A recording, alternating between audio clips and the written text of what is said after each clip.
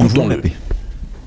Mais nous ne voulons pas une paix qui soit en effet une capitulation, c'est-à-dire qui mette l'Ukraine dans une situation impossible, qui donne toute liberté à la Russie au fond de continuer, d'aller plus loin, y compris vers d'autres Européens, et mettre notre sécurité à tous en danger. Donc les Ukrainiens sont les seuls qui peuvent dire les concessions qu'ils sont prêts à faire sur leur territoire et tout ce qui les concerne, la langue, la constitution, etc.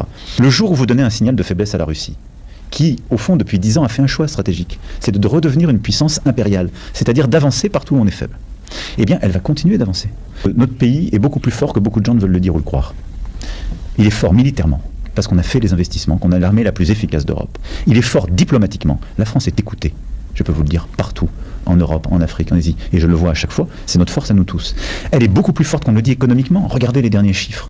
Tantôt, il affirme que la Russie est affaiblie, qu'elle n'a conquis qu'à peine 1% du territoire ukrainien, qu'elle a perdu 1 million d'hommes, qu'elle ne fait rien dans le social, mais dans la même respiration. Il rebondit pour décrire cette même Russie comme une puissance impériale qui menacerait l'Europe entière. Si selon lui, la Russie ne contrôle qu'1% du territoire ukrainien, comment deviendrait-elle soudain une menace existentielle pour l'Europe et même pour l'Afrique? Comment pourrait-elle envahir l'Europe?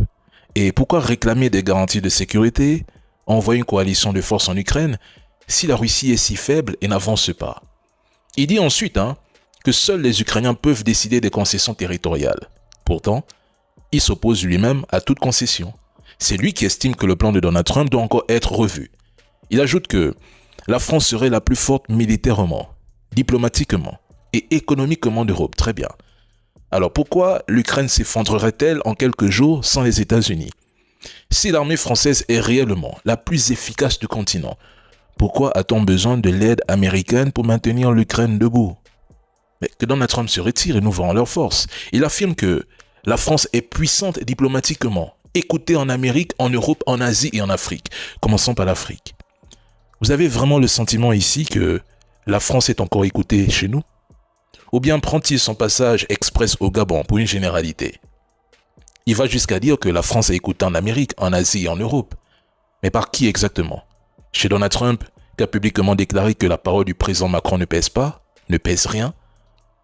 Et il conclut sans trembler que la France est forte économiquement. Ah bon?